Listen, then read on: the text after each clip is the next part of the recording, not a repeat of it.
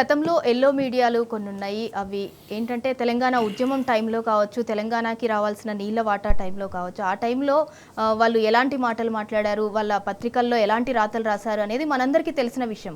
But ఇవాళ వాళ్ళు ఏమంటున్నారంటే తెలంగాణ ఉద్యమం మూమెంట్లో మేమే ముందుండి నడిపించాము అన్నట్టు మాట్లాడుతున్నారు. వారికి మీరేం చెప్తారు?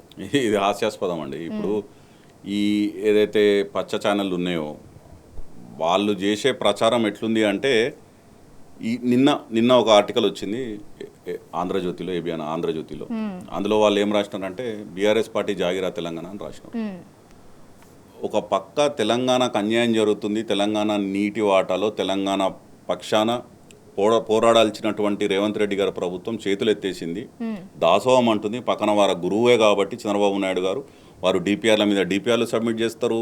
ఇంకో పక్క కేంద్ర ప్రభుత్వానికి నిధులు కావాలని చెప్పి వాళ్ళు రిక్వెస్ట్లు పెట్టుకుంటారు, విన్నవించుకుంటారు.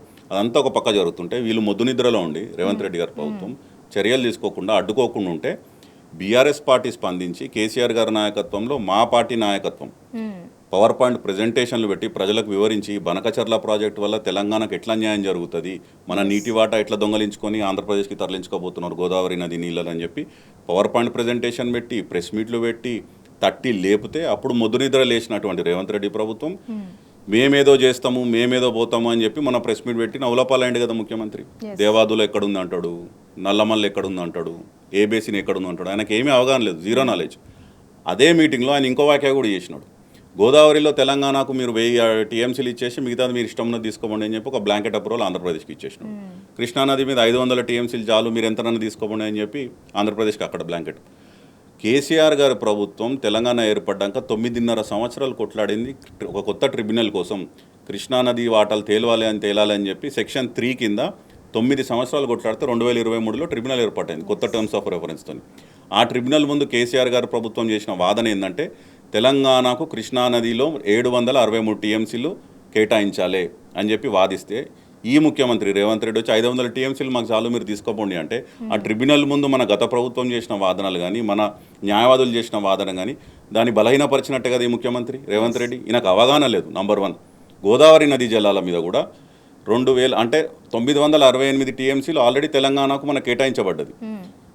మిగతా సముద్రంలోకి పోయే 3000 టీఎంసీలలో ఆ ప్రోరేటా బేసిస్ ప్రకారం 65% అంటే ఇంకొక 1950 టీఎంసీలు తెలంగాణకు, అంటే 968 ప్లస్ 1950 వెరసి 2915 టీఎంసీలు తెలంగాణకు కావాలి అని గత కేసీఆర్ ప్రభుత్వం కొట్లాడితే ఈ ముఖ్యమంత్రి వచ్చి మన రేవంత్ రెడ్డి 1000 టీఎంసీలు చాలు, మిగతా మీరు తీసుకోండి అని మాట్లాడుతుంది. అంటే పూర్తిగా అవగాహన రాహిత్యం.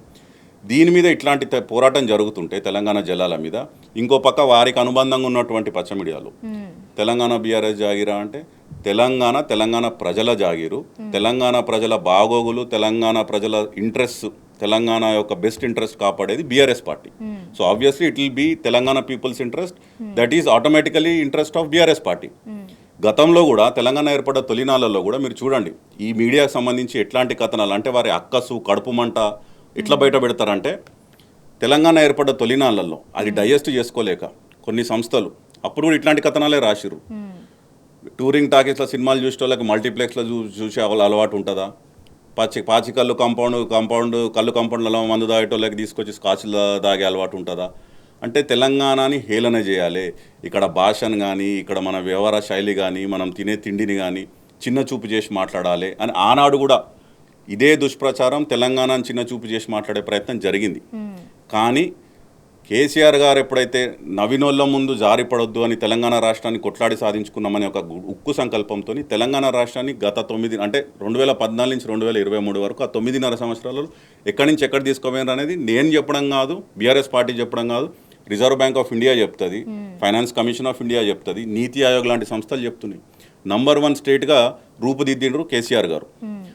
తెలంగాణ ఏర్పడకముందు ఆఖరి ఆంధ్రప్రదేశ్ సమైక్య ఆంధ్రప్రదేశ్ ఆఖరి ఆశాకిరణము కిరణ్ కుమార్ రెడ్డి గారు కట్టబెట్టుకొని ఒకవేళ రాష్ట్రం విడిపోతే మీదకి అంధకారం అయిపోతే అసలు కరెంటే ఉండదని మాట్లాడినాడు ముఖ్యమంత్రి స్థాయిలో.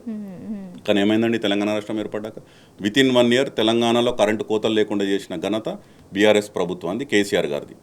ఉత్త విద్యుత్ విషయంలోనే కాదు, అటు తాగునీటి విషయంలో 40,000 కోట్లు వెచ్చించి ఇంటింటికి శుద్ధమైన తాగునీరు మిషన్ భగీరథ పథకం ద్వారా అందించింది కేసీఆర్ గారు. 25,000 చెరువుల పుడికలు తీసి ఒక లేని జలకళ తెలంగాణలో ఎప్పుడైతే కాకతీయుల కాలంలో ఉండేనో అటువంటి గొలుసు కట్టు చెరువులది దాన్ని మళ్ళీ పునర్వైభవం తీసుకొచ్చింది కేసీఆర్ గారు. ఇటు ఇండస్ట్రీ కానీ, ఇటు హైదరాబాద్ గ్రోత్ కానీ, ఇక్కడ కట్టినటువంటి ఎస్ఆర్డిపి కింద 36 ప్రాజెక్టులు కానీ, అండర్ పాస్లు, ఫ్లేవర్, ఇవన్నీ ప్రజల అనుభవంలో ఉన్నాయి. తలసరి ఆదాయం ₹1,00,000 ఉన్నటువంటి తెలంగాణ తలసరి ఆదాయం 2014లో కేసీఆర్ గారు ప్రభుత్వం దిగిపోయే వరకు 3,57,000 పెరిగింది. అట్లనే జిఎస్డిపి గ్రోత్ 5 లక్షలు ఉన్న జిఎస్డిపి గ్రోత్ కేసీఆర్ గారు ప్రభుత్వం దిగిపోయే నాటికి 15 లక్షల కోట్లకు పెరిగింది. 5 లక్షల కోట్ల నుంచి 15 లక్షల కోట్లకు. ఇవన్నీ నేను చెప్పేది అదే, నేను చెప్పే లెక్కలు కాదు, ఇవి రిజర్వ్ బ్యాంక్ ఆఫ్ ఇండియా చెప్పిన లెక్కలు. కాబట్టి నవ్వినోళ్ళ ముందు జారిపడొద్దు అనే ఒక కేసీఆర్ గారు అయితే సంకల్పంతో పనిచేశారు. అదే సంకల్పంతో ఇన్ని ఏళ్ళు ఇంత కృషి చేసి తెలంగాణని ఈ స్థాయికి తీసుకొస్తే 11 ఏళ్ల తర్వాత కూడా ఇంకా అదే విషయం జిమ్మడము, ఇంకా తెలంగాణ పట్ల అదే చిన్న చూపు, ఇంకా బీఆర్ఎస్ పార్టీని కేసీఆర్ గారి మీద అదే వాళ్ళు అక్కసు పెట్టుకొని ఇట్లాంటి పిచ్చిరాతలు రాసుకుంటా, మళ్ళీ ఆ రాతల్లో ఇంకా హాస్యాస్పదం ఏంటంటే వాళ్ళేదో ముందుండి ఉద్యమం నడిపించినట్టు, ఆ పత్రికల వల్లనే ఉద్యమం నడిచినట్టు, మళ్ళీ అదే పత్రికలో అదే ఆర్టికల్లో మళ్ళీ కాంట్రడిక్టరీ స్టేట్మెంట్, మా మీద కూడా దాడులు జరిగినాయి ఉద్యమంలో అంటారు. అంటే మీరు ఒకవేళ ఉద్యమానికి, తెలంగాణ ఉద్యమానికి మీరు సపోర్ట్ చేసింటే మీ మీద ఎందుకు దాడి జరుగుతుంది ఆ రోజు?